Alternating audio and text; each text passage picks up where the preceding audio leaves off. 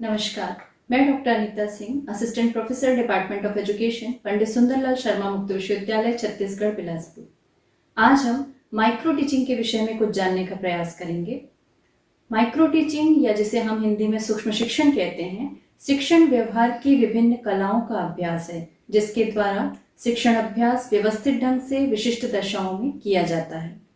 सूक्ष्म शिक्षण शिक्षण प्रशिक्षण की कोई विधि नहीं है, वरन यह शिक्षकों एवं शिक्षक प्रशिक्षकों के प्रशिक्षण देने का एक दृष्टिकोण होता है। इसके द्वारा प्रशिक्षु मूल शैक्षिक कुशलताओं को अभ्यास करके सीख लेता है तथा अपने शिक्षण को प्रभावशाली बनाने का प्रयास करता है। सूक्ष्म शिक्षण की शुरुआत 1963 में स्टैनफोर्ड यूनिवर्सिटी में हुई थी, जिसे प्रोफेसर एलन एवं रॉबर्ट बुश के द्वारा विकसित किया गया। भारत में 1970 में बड़ौदा विश्वविद्यालय में सूक्ष्म शिक्षण की शुरुआत की गई। अब हम इसके अर्थ को जानने की कोशिश करें। कम समय में कम छात्रों की कक्षा में किसी एक कौशल के विकास के लिए किया जाने वाला शिक्षण, जिसमें शिक्षण के तुरंत बाद पृष्ठपोषण या फीडबैक प्राप्त होता है, जिसकी सहायता से शिक्षक अपने पाठ को संशोधित कर पुनः शिक्षण कार्य करता है, और यह प्रक्रिया तब तक चलती रहती है जब तक वह कौशल जिसका शिक्षक शिक्षण कार्य कर रहा था वो पूर्ण विकसित ना हो जाए, उसे ही हम सूक्ष्म शिक्षण कहते हैं। माइक्रो टीचिंग के कुछ सिद्धांत होते हैं। पहला ये कि यह शिक्षक प्रशिक्षण या टीचर ट्रेनिंग की एक प्रविधि है। ये वास्तविक शिक्षण का एक लघु रूप है, अर्थात वास्तविक शिक्षण से हमारा मतलब है एक नॉर्मल क्लासरूम जो 40 से 45 मिनट तक चलती है। माइक्रो टीचिंग उस वास्तविक शिक्षण का एक छोटा रूप होता है। यह परंपरागत या ट्रेडिशनल टीचिंग की जटिलताओं को कम करता है। नॉर्मल क्लासरूम में पढ़ाने में प्रशिक्षुओं को जो भी दिक्कत आती है, उन जटिलताओं को कम करने की कोशिश सूक्ष्म शिक्षण के अभ्यास के माध्यम से प्रशिक्षु करता है। यह प्रविधि शिक्षण कौशल के सुधार एवं विकास के लिए पृष्ठपोषण या फीडबैक प्रदान करती है। यह व्यक्तिगत क्षमताओं के विकास का अवसर प्रदान करती है, और यह उपचारात्मक शिक्षण प्रविधि है, अर्थात सूक्ष्म शिक्षण के अभ्यास के दौरान प्रशिक्षु को जो भी कठिनाई आती है या जो भी गलतियां वो करता है, उसे फीडबैक के द्वारा उन गलतियों का पता चलता है और वो उनका निदान तुरंत करता है। इसलिए इसे हम उपचारात्मक शिक्षण प्रविधि भी कह सकते हैं। सूक्ष्म शिक्षण का कुछ मनोवैज्ञानिक आधार होता है, जिसको हम जानते हैं। सूक्ष्म शिक्षण की प्रविधि स्किनर के क्रियाशील अनुबंधन सिद्धांत पर आधारित है। स्किनर का क्रियाशील अनुबंधन सिद्धांत अर्थात ऑपरेंट कंडीशनिंग सिद्धांत इस बात को बताता है कि यदि कोई वांछित अनुक्रिया के बाद पुनर्बलन का प्रयोग किया जाए तो अनुक्रिया की संभावना बढ़ जाती है। पुनर्बलन या रिइंफोर्समेंट का प्रयोग नहीं करने से उस अनुक्रिया की संभावना कम हो जाती है और कुछ समय बाद धीरे धीरे वो समाप्त भी हो जाती है। फीडबैक का आधार यही सिद्धांत होता है। सूक्ष्म शिक्षण की कुछ विशेषताएं होती हैं। सबसे पहली विशेषता है कि जो माइक्रो टीचिंग या सूक्ष्म शिक्षण की कक्षा होती है वो मैक्सिमम 10 शिक्षार्थियों की होती है। 5 से 10 शिक्षार्थियों की ही कक्षा में सूक्ष्म शिक्षण की प्रक्रिया को संचालित किया जाता है। 6 से 10 मिनट का कोई एक पाठ कोई एक प्रशिक्षु पढ़ाता है, और एक समय में केवल एक ही कौशल का अभ्यास प्रशिक्षुओं के द्वारा किया जाता है।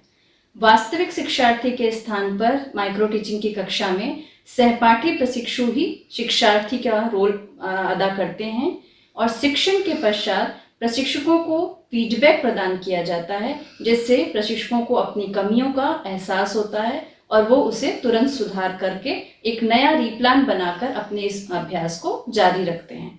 इस परिस्थिति में प्रशिक्षण प्राप्त करने में मनोवैज्ञानिक प्रोत्साहन प्राप्त होता है एवं शिक्षक में आत्मविश्वास का अनुभव होता है।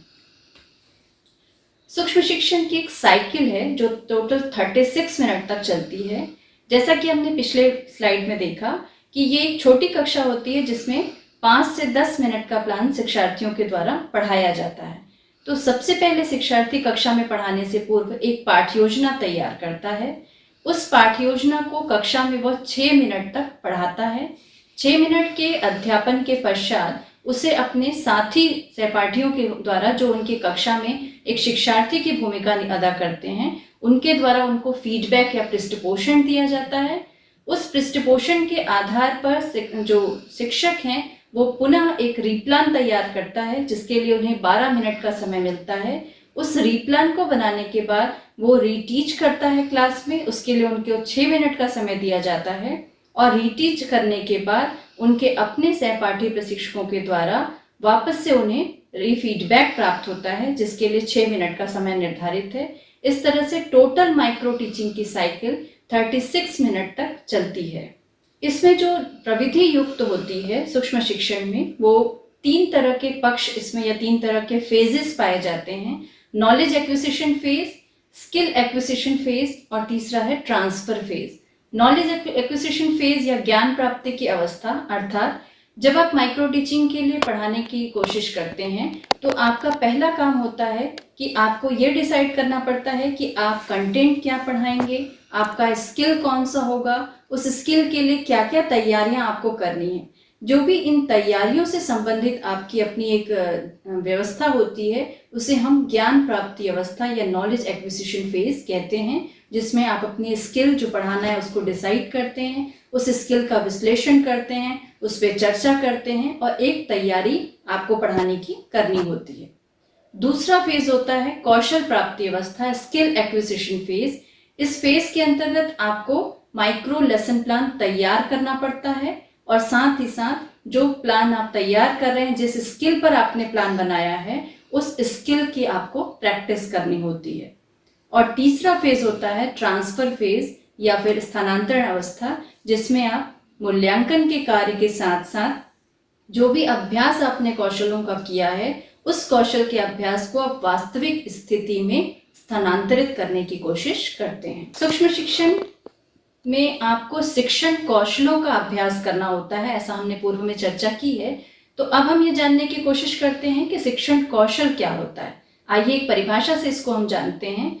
एनएल गेज ने एक परिभाषा दी है टीचिंग स्किल की कि शिक्षण कौशल यह वह विशिष्ट अनुदेशन प्रक्रिया है जिसे शिक्षक अपने कक्षा शिक्षण में प्रयोग कर सकता है। यह शिक्षण सोपान की विभिन्न क्रियाओं से संबंधित होता है जिन्हें शिक्षक अपनी कक्षा अंतःक्रिया में लगातार प्रयुक्त करता रहता है। कुछ शिक्षण कौशल हैं जिनको हम विस्तृत रूप में पढ़ने की कोशिश करेंगे। ये शिक्षण कौशल हैं, वास्तव में सूक्ष्म शिक्षण में बहुत सारे शिक्षण कौशल शामिल होते हैं, परंतु शिक्षक प्रशिक्षण पाठ्यक्रमों में और सूक्ष्म शिक्षण में कुछ सीमित और उपयोगी शिक्षण कौशलों का ही चयन किया जाता है, जिनका अभ्यास आप अपने शिक्षण कौशल के माध्यम से करते हैं। पहला है पाठ प्रस्तावना कौशल, इंट्रोडक्शन लेसन। दूसरा प्रश्न पूछने की कला, प्रॉबिंग क्वेश्चन। तीसरा रिइंफोर्समेंट, पुनर्बलन। चौथा व्याख्या, एक्सप्लेनिंग स्किल। दृष्टांत कौशल, इलस्ट्रेटिंग विथ एग्जाम्पल्स। उद्दीपन परिवर्तन, स्टिमुलस वेरिएशन। और श्यामपट लेखन, ब्लैक बोर्ड राइटिंग। ये कुछ प्रमुख शिक्षण कौशल हैं जिनको हम विस्तृत रूप में अगली कक्षाओं में पढ़ेंगे और इन कौशलों का अभ्यास करके आप वास्तविक शिक्षण की जटिलताओं को कम करने की कोशिश करते हैं और इनके माध्यम से आप अपने शिक्षण को प्रभावशाली बनाने के लिए प्रयास करते हैं। धन्यवाद।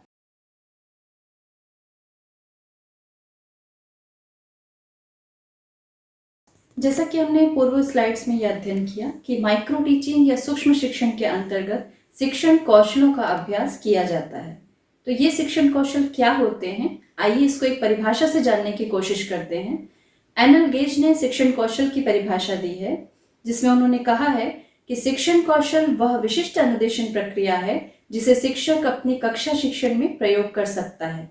यह शिक्षण सोपान की विभिन्न क्रियाओं से संबंधित होता है जिन्हें शिक्षक अपनी कक्षा अंतःक्रिया में लगातार प्रयुक्त करता है।